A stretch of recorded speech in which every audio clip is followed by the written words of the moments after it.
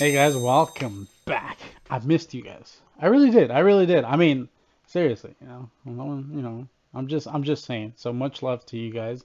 For the very few that watch this channel, hopefully it'll grow, and I appreciate every single one of you guys.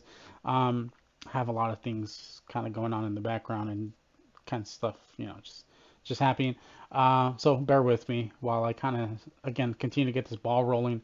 But you see the title of the video, you know exactly what this is.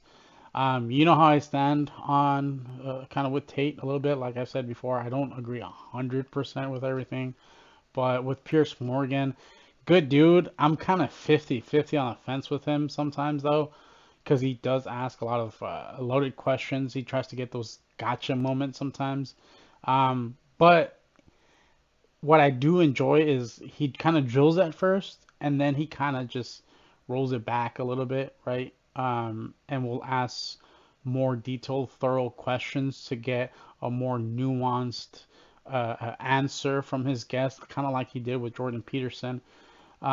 With this one, though, I do think he's a smart man, right? They know they're gonna get views for this, so you know, I I see it going like either way, really, where he's either genuinely interested in what Tate has to say, um, and at the same time, I can see him kind of just try to pierce through Tate's armor, kind of go crazy because again, this is like mainstream media now, so it should be good. I'll give my 2 cents. Uh, every so often it's a relatively short video, so we'll kind of go from there. But yeah, without further ado, let's go ahead and get right into it. Andrew Tate's the most famous man you've probably never heard of, but the chances are your children will have. Videos of Tate have been viewed billions of times online. He's built an enormous following, mostly young men, and his often scandalous views about women that have made him notorious across the world. Views like this. So I think my sister is her husband's property, yes. When a bride is walking down the aisle to marry the groom, the father walks next to her and gives her away. True or false? Tate's opinion. I hope Piers Morgan doesn't get like his or is trying to portray Tate based on these TikTok videos because we all know like long form content, right? Um, if you watch even like the first 15 seconds of that, he kind of explains why he's saying what he's saying and using certain terminology and words to kind of convey a message. Um, Is there a certain amount of shock value, right? Yes, I do. Do I think Tate kind of plays a persona sometimes? Absolutely. There's a reason why he went viral. That's one thing I've learned, especially like on YouTube for me. One of my biggest things was like people would always tell me you have to develop some sort of like really loud or outgoing persona because if not, if you're boring, people are, they're not going to watch it. There's no reason to watch it because you're not entertaining. So I understand that now and I see that in that. Um, for like I said, that shock value. But he does kind of go over why he said that. Like he explains that. So I hope, like I said, he's not kind of basing that TikTok video and saying, "Oh, this is the type of guy this guy is." Opinions on mental illness are equally controversial. I don't believe in depression. Same. Don't message me about depression because I don't believe in it.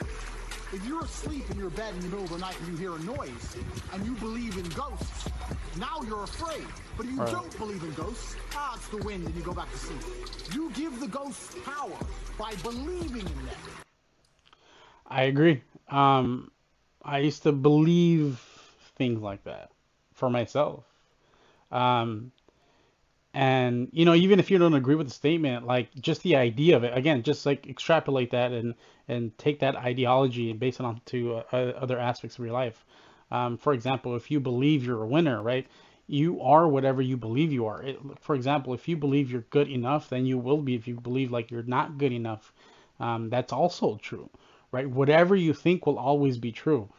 Um, to some degree, I'm not saying always, but for the most part, like whatever you really like put your mind onto, that's what you will more or less like often live up to. So, um, if you believe you're defective and you're flawed and this and that or whatever, that's exactly who you're gonna be, right? Is defective and flawed. If you feel like you're gonna be successful and do all these things, you believe it, and then you start acting like it, and then when you start acting like it, you start picking up certain mannerisms, and then you start being congruent and consistent, and then you become competent, which leads to success a lot of times.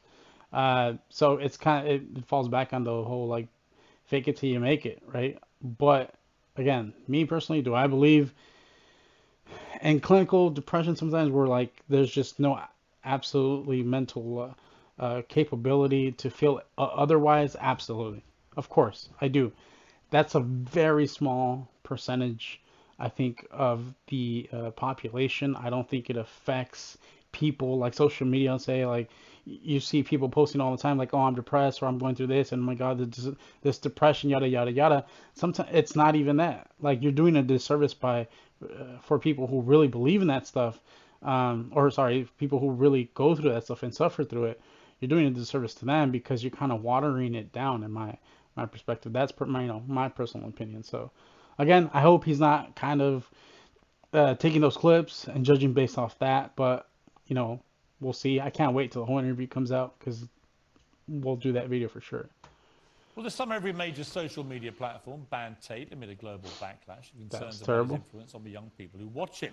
But copies of his videos are still shared millions of times every day. This show is called Uncensored. One of the challenges views directly, so he flew from Romania to sit here in this studio, and the full explosive interview airs later this week. Here's a bit of what's to come. Do you respect women? Absolutely. Why wouldn't I? Do you think that 18, 19-year-old women are more attractive than 25-year-old women? I think there's attractive people. That's a loaded question. I don't know. Well, it's not really, is it? I can't. You know why I'm asking you? Of course I do, but I can't sit here and for say. the benefit of viewers who don't know why I'm asking, you said this. In general, this is also one of the reasons men find youth attractive. You want to blow up the internet? I'll blow up the internet right effing now. The reason 18 and 19-year-olds are more attractive than 25-year-olds is because they've been through less dick. People say, oh, you can't say that, but yes, I can. A 19-year-old is more attractive than a 26-year-old woman, and I'll tell you why. Because that 26-year-old has talked to more guys, been to the club more times, been effed and dumped more times, more arguments, more mess, more for me to clean up. That is misogyny. What? What the fuck? Why? Because you are encouraging a... Yeah, does he understand what misogyny means? I don't think he does. So, but again, like those gotcha moments where he makes those assumptions and he says, "Oh, this is that." No, hold on, no, it's not. But what he's doing is by invoking that word and certain verbiage, he's getting people to think with their emotions instead of rationally. Again, if you heard the entire context of what he said, which is very important, you would understand why he said what he said. And I'll extrapolate later within that regard. Mindset about 25-year-old women that makes them sound out to be infinitely less desirable than 18, 19-year-olds, and having effectively been having too much sex to be taken in a more respectful way. Well, firstly, even if that was the case, that wouldn't be misogyny. Well, what did you mean by what you said? That's not misogyny exactly. because it's not anti-women. It's not. I'm saying that It's an 18 not. or a 19-year-old woman would be more desirable. Pretty anti-25-year-old woman. Anti-25-year-old woman. Right? See how he's walking it back now, though. He's walking it back. Right. We can argue, but not misogyny. Well, that's misogyny, then, isn't it? No, it's not. Being anti any woman at all is misogyny. No, it's not. Not when I'm saying that women are beautiful and attractive at a certain age and saying that age. You're saying 18, 19-year-olds are more attractive than 25. Well, than ageist, perhaps, but misogynistic, absolutely Is that not. but you just accepted it was misogyny. No, I didn't. You said it was misogyny. I'm telling you, no, it's not. But if a 26-year-old woman is watching this and has heard those comments, Yeah. would you just say to her, look, I'm sorry, I shouldn't have said that? No, I won't. No. I will say that I am sorry that that offends you. However, there's a large contingent of the world. That doesn't mean you're sorry. No, I'm not. That's why he's the GOAT! The GOAT! Oh my God. You have the right. People are going to hate me for this one, but you have the right to be offended by anything. You have that. That right is reserved for you. Like, absolutely. You hear something, you see something, you witness whatever, to be offended. Absolutely. What you don't have a right to is, like Tom Segura said, to have somebody do anything about it. Right? Like, again, you may not agree. I'm not saying that, again, I agree with everything. It's not, but to label somebody with misogyny, or saying somebody is like, people who say like, oh, he's racist, or he's trans, like this phobic, that phobic, whatever, you attack the person to try to invalidate the argument. And with, it's like ad hominem attacks, um, which is a logical fallacy. So, which then says if you're using logical fallacies, um, to try to attack somebody, that just ruins your credibility because you genuinely don't have any real argument against what he's saying. Um, is it misogynistic? No, it's not. It's more realistic. But again, it's context, right? I understand, if you watch the entire thing, you understand why he said what he said. And so that's why I like answering these types of questions, loaded questions like that. It's difficult because then Tate would then have to go and take 15, 20 minutes to explain it. And I'm sure Piers Morgan would be like, you know what? Yeah, you're right. I guarantee it. But he doesn't have that long. You know what I'm saying? Like right now, he's just giving you the clip. So, again, I understand it, but you gotta be fair to some degree, right? I'm sorry. That's the point I'm making. I'm sorry if that offends you. However, there's a large contingent of the world that believe that, and I was mediating for a conversation. Parts of the world that believe that about 26-year-old women are parts of the world where women are not allowed out on their own. That's a conversation. They have to wear full burqas. Well, that's a conversation. They're not allowed to drive cars. That's nothing to do with it. But is that the kind of world for a woman that you? I was mediating a conversation. No, I'm asking you what you think. I don't live in a country where that happens. So you're using that as the excuse for why you're not sorry for saying it. Boy, if you don't get... It's not an excuse. Is that there are parts of the world where this is fine? My friend. So my question to you is, well, do you think it's fine? I don't think it's fine. I live in a world where... You don't think it's fine? The reason This isn't that hard, Andrew. You can simply say, Piers, you know what? With the benefit of hindsight, I wish I hadn't said it like that. And if a 26-year-old woman's watching, But again, it's not about how you said something. Like it's a fact. Again, Piers Morgan is reading this quote or whatever, excerpt from something he said from one of his videos. But you have to watch the entire thing. Like you can't attack this man solely based on that, because there was so much more to the conversation. If you've seen the videos, there was so much more to that. So, like I said, it is difficult. So when he says it's not a difficult answer, yes, it is, because that's not a conversation. And so, again, losing a lot of credibility for me, Piers. I'm sorry. Sorry I said that, because that actually is blatantly misogynist. And No, even it's though not. that's a view held No, by it's not. other parts of It's the world, not. it's not a view I share. Now, I would respect you more if you said that than if you try and say, well, it's said in other parts of the world, so I'm not sorry. I think That doesn't tell me what you think. Then you need to understand why my content existed in the first place. My content existed because I tried my very hardest to be an absolute and utter realist, especially with uncomfortable truths. I was pointing out that very uncomfortable... Is that a truth, then? It's an uncomfortable truth in many parts of the world. It's not a truth that I'm happy about. An inquest this week found that a 14-year-old girl... See how he just skewed over that into the next thing, right? Just did not care about the answer. Did not care about it. Not enough to even give it any attention and say, you know what? Maybe I was wrong. Maybe I was right.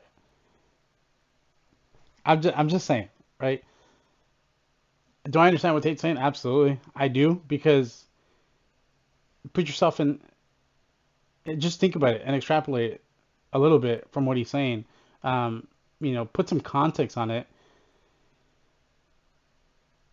Would it be easier to date a woman from a man's perspective? And I'll give the woman's version of it. From a man's perspective, if this girl hasn't been through so many guys with all this trauma and all this life experiences that has completely warped her mind, because she sees only a small percentage of men, because we know women only find a small percentage of men actually attractive, right? That whole 80-20 thing. So they only see a small percentage of men. So if they've only dated that small percentage of men, and that those men have ruined her as she gets older, she's less likely to be able to build that bond with you, as opposed to if that same girl was 18, 19, didn't have those experiences, and instead was with somebody who really liked her and you were that good guy for her, right? So You know, you could come in as that good guy early on or later on in life, which is obviously what women pick now, is they want that good guy later on in life, once they've dated all the bad boys, right? Um, you can't, you like, to deny that it'd be easier if she hadn't done that is to me ridiculous. That's why people back in the day used to save themselves for marriage, right? That's why it was like such taboo to have premarital sex, but now it's just like, you know, hookup culture left and right, regardless of the gender you're from, right? It like I said, it doesn't. It's like it's like saying for a woman, it'd be easier, and I 100% agree. It's easier for a woman to date a man who has built himself up, you know, who has money, who has experience, who can protect you, who can provision. All that stuff takes time. So if I were to tell a 26, 27-year-old, hey, you should date an 18-year-old, they're gonna be like, no, no, no, what? Like, he has nothing to offer me, and there's no problem with it. Nobody bats an eye and says, "Oh, you're discriminating against these young men," and yet, no, you have your preferences, which benefit you. But as soon as a guy, you have preferences and say, "I want to date this," all of a sudden you're labeled, like he said, a misogynist, which I think is completely unfair. But rant over. We'll continue on. Molly Russell died from an act of self-harm while suffering from depression. Very sad. And the negative effects of online content. The coroner said she was exposed to material that may have influenced her in a negative way, and in addition, what started as depression had become a much more serious depressive illness, and she very sadly took her life. That's absolutely disgusting. Right. It is. Father, terrible. A father's campaign for better protections against potentially dangerous social media algorithms, right? It says that the particularly graphic content she saw romanticized acts of self-harm, normalized her condition, and focused on a limited and irrational view without any counterbalance of normality. First of all, what is your response to that? Nothing to do with you. That's the first thing. Yeah, it is nothing to do with me. The fact that a 14-year-old girl took her life is truly sad. Yeah. The world we live in today is the world we live in. The That's fact all that social something like media. that happened is almost mind-blowing to me. That's truly sad. I actually feel sad inside to see something like that. What has come clear? So let me just based on that, because it's like the entire. I don't know how old you guys are. Maybe I'm dating myself, but I don't know if you guys remember the debate between, like when CDs came out, and they had to put that explicit content sticker on CDs, right? Because like was age of like during Eminem, where they were trying to cancel Eminem because of what he was saying and all this stuff and yada yada yada, right? They're kind of demonizing him. And games, video games, and TV shows, and always trying to cancel somebody, always trying to put the blame somewhere else. Where instead, I'm sorry to say, but if you're a parent with kids, that's on you. That's your responsibility to do that. You know, social media, unfortunately, has made that a lot worse. Where your inability to be able to police content that your kids see, right? Because you can do all you can to be able to take content from like their own personal things and kind of, you know, put walls behind what they can and can't see. But when they go to school, when they go out in public, you have no control over that, right? Nowadays, I feel as though as a parent, you have less control over your kids, and social media, the world outside, has way more influence on your own kids. But you do have to take a certain degree of responsibility and say, hey, it's sad, absolutely, but the parents have some liability in this. You can't take them out of the equation. You have to have accountability for it and say, I could have done more. You can't go out as a parent and blame everybody else. You know, where's your blame? And it's sad because they're going to have to live with something like this. And I don't wish it on anybody, but it's like you're looking for a scapegoat. To me in the interview is that a lot of things you say you wouldn't say now that you've said before. But I'd say them differently, perhaps. Yeah, right. So to me, that's an acceptance, not just that you want to get back on platforms, because maybe that was one of the reasons you were no platform, but that you've recognized and understood the potential harm to the wrong kind of impressionable mind by some of the things you've said. Would that be fair? I think that's 80% fair. I recognize and understand that with massive fame, you have to be more careful about being misconstrued. Like I said earlier, 1% of people misunderstanding you doesn't matter with a small audience. It matters with a very large audience. With power comes responsibility. Absolutely. I still believe the things I say. I do not want to be a negative force for the world. I also understand that I am a man who's lived a very difficult, nuanced life, and I am capable of making nuanced points that may be misunderstood by teenagers. However, that can be said about anybody and everything. It's again, it goes back to like this content wasn't necessarily made for them, but it's there for them, and it's the social media companies who run that algorithm that pushes content because they know his content is going to get views, and if they're pushing that content onto these kids, like who's responsible? I mean, right? It's blame everywhere, but to take one person and say, nah, he's a scapegoat. You know, while these like media machines are like, nah, we're good. You know, or we're just making money off this, whatever he's saying. You know, your kids are watching, and we're good with the money, and the parents like, oh my God, it's this guy. Nobody's looking at these tech companies. Like, come on, dude. Every opinion online can be misunderstood by children. Trying to protect children from the internet is a very interesting subject in and of itself, because I would argue that 80% of the content on the internet can be negative or detrimental to a young mind that doesn't understand. Look at Instagram. I'm gonna stop right there, but look at Instagram.